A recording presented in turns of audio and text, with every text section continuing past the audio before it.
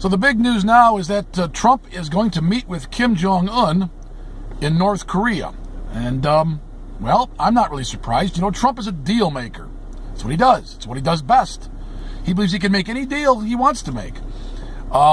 He's got a great deal for the Middle East. I know he's got a deal. Whether it's going to be very good for the United States and Israel in the end, I think that's going to be up to time to tell. But I think that deal is going to wind up doing more damage than good. But it's going to seem like a good deal. It's going to allow the Vatican to build their version of the temple on the Temple Mount, for one thing. And it's going to give the Jews the false impression that their Messiah is coming. But it will bring peace in the Middle East, at least for a short time. And then, of course, we know what happens.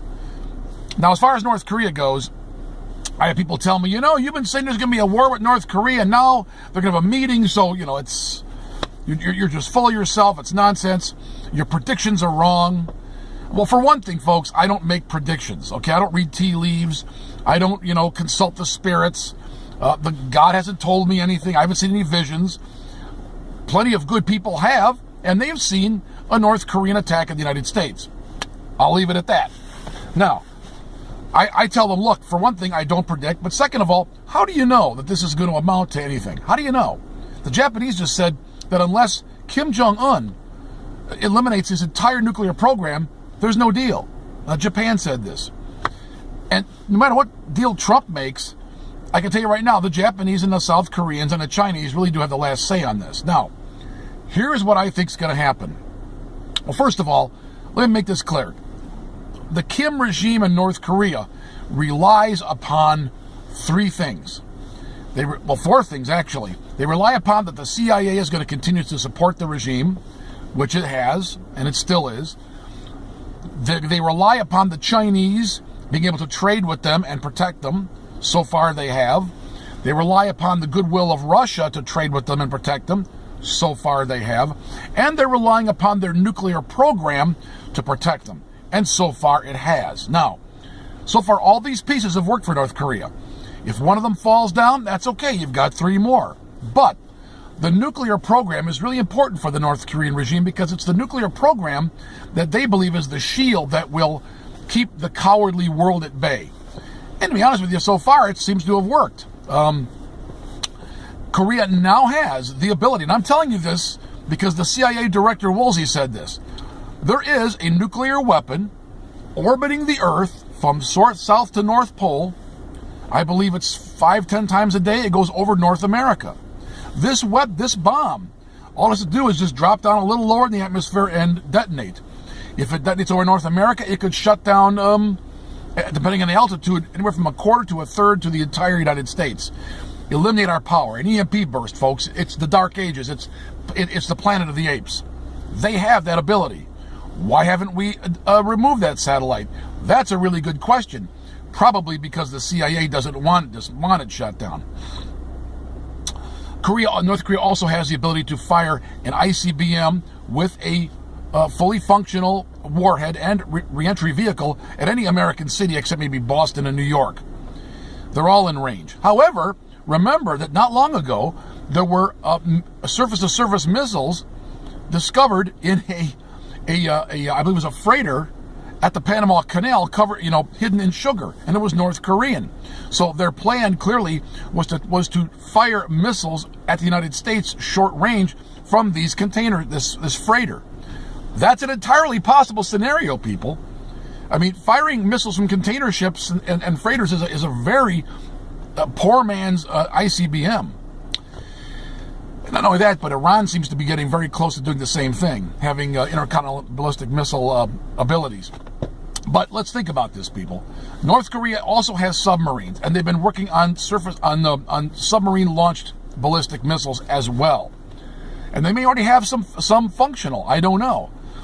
But it's foolish to say they don't have any means of attacking us. They absolutely do. And it's foolish to think they can destroy our country, except with the EMP bomb, which, of course, they do. So let's remember something. Trump is trying to make a deal here. He knows he's got to deal with North Korea. And so far, everybody that's been in the White House has been a CIA, working for the CIA deep state, and they've been happy just bribing the North Koreans, giving them what they want, keeping going a little longer. until Trump. Trump's not one of them. He's trying to solve this problem. But the problem is he's up against the CIA, the Chinese, the Russians, and the North Koreans. And it's very difficult to make a deal like this. Now, here's what I think is going to happen. I think that they're going to have a meeting, and it's not going to work out because North Korea is not going to give up their nuclear weapons. They're not going to give it up. They can't. They can't give it up and remain a dictatorship. The regime will fall apart. It has to have this. So what they're going to do is they're going to come to kind of agreement that they're not going to fire certain kinds of weapons over Japan. I think that's the main thing. Once the Japanese are feeling safe, the rest of us will feel safe. So maybe there'll be a deal made in that regard. But I still think, ultimately, China is going to have to go in there and change the regime. And I think, ultimately, that's what's going to happen. Now, will North Korea attack the United States? I think at some point in history they will hit us with something as they're going down, as they're falling down. When the Chinese come in, they may decide to fire something, and they could hurt us very badly. And EMP, folks, imagine nothing working. Nothing. Your car won't work, your razor won't work, your phones won't work, your ATM won't work, the power in your house is off, there's no job to go to. It's the dark ages. And it is a non-survivable scenario. It's non-survivable. 90% of the American people will die in a year with an EMP, if it's nationwide. And wherever the area covers and destroys, it will cause incredible nightmare.